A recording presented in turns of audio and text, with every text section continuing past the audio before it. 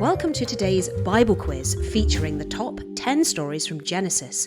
From creation to Joseph, let's see how well you know the first book of the Bible. Ready? Let's go. Question 1. What was the name of the tree in Eden that Adam and Eve were commanded not to eat from? Was that the tree of life, the tree of knowledge of good and evil, or the tree of wisdom?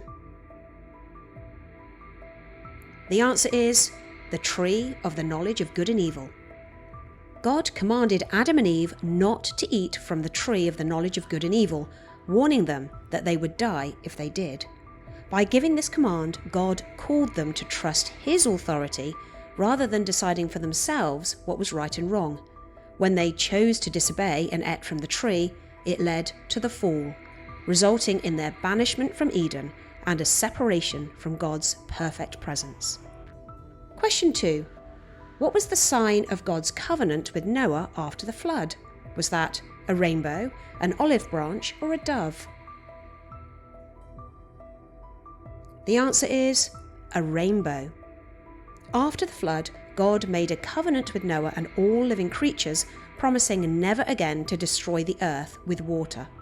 The rainbow served as a visible reminder of this divine promise, a symbol of mercy and hope following judgment. Question 3. What did the people intend to build when constructing the Tower of Babel? Was that a temple for idol worship, a tower that reached the heavens, or a royal palace? The answer is a tower that reached the heavens. Driven by pride and a desire for fame, the people united to build a great city with a tower that reached to the heavens. Their ambition reflected human arrogance and a longing for self-sufficiency. In response, God disrupted their plans by confusing their language, making it impossible to cooperate. As a result, they abandoned the project and dispersed across the earth, leading to the rise of distinct nations and languages. Question 4. How many righteous people did Abraham bargain God down to when pleading for Sodom? Was that 10, 20, or 50? The answer is 10. When God revealed that Sodom was to be judged for its wickedness, Abraham pleaded for mercy. Starting at 50, he bargained down to 10 righteous people needed to spare the city, demonstrating his deep compassion and God's willingness to show mercy. However, despite Abraham's intercession, there were not enough righteous people in Sodom to prevent its destruction, and the city was ultimately destroyed by fire and brimstone, while Lot and his family were spared due to God's mercy. Question 5. What did God provide as a substitute for Isaac during the sacrifice? Was that a lamb, a goat, or a ram? The answer is a ram. When God tested Abraham's faith by asking him to sacrifice Isaac, Abraham obeyed. At the last moment, God stopped him and provided a ram caught in a thicket. This moment foreshadowed the concept of substitutionary sacrifice in salvation history. Question 6. Where was Rebekah when Abraham's servant first met her? Was she in a field gathering grain, at a well outside the city of Nahor, or at her father's house in Haran? The answer is she was at a well outside the city of Nahor. Abraham's servant prayed for a sign to identify Isaac's future wife. At a well, Rebekah arrived and fulfilled the sign exactly by offering water to both him and his camels, an act of kindness and generosity that marked her as God's chosen bride for Isaac. Question 7. Which twin was born holding his brother's heel? Was that Esau, Joseph, or Jacob? The answer is Jacob. Rebekah gave birth to twins. Esau came out first, but Jacob followed, grasping his brother's heel. This image hinted at the sibling rivalry and the later reversal of roles when Jacob received the birthright and blessing intended for the firstborn. Question 8. Who was Jacob's first wife? Was that Leah, Rachel, or Bilhah? The answer is Leah.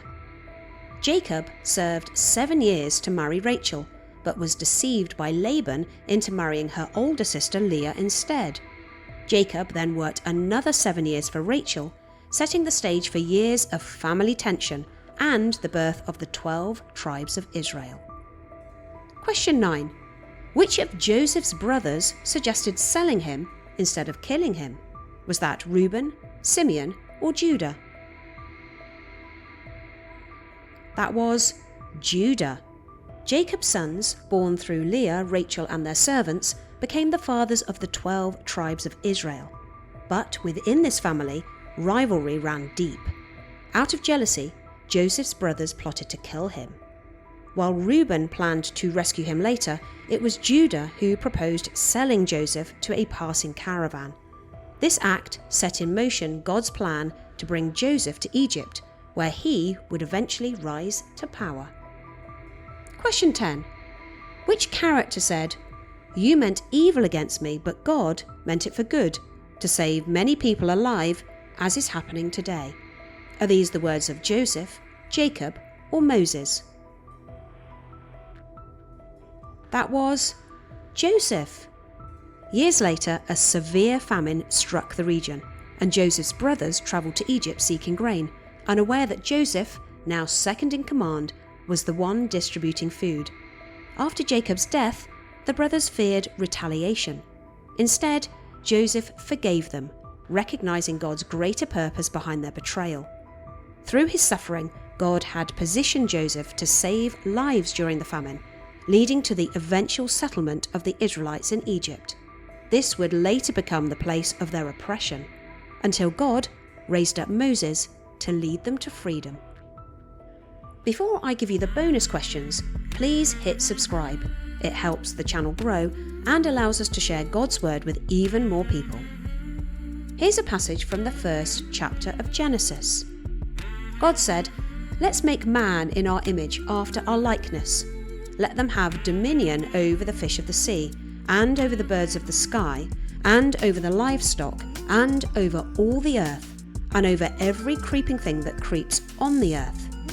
God created man in his own image. In God's image, he created him, male and female. He created them. Genesis begins with God creating humanity in his image, giving them dignity, purpose, and responsibility. Here are your bonus questions. What does it mean to you that you are made in God's image? How does that shape your sense of identity and purpose? And how does it shape the way you view others? I'd love to hear your thoughts below. Let me know your score in the comments section, and if you've enjoyed the quiz, give it a like, share it with someone, and subscribe to our channel. Until next time, grace and peace to you all.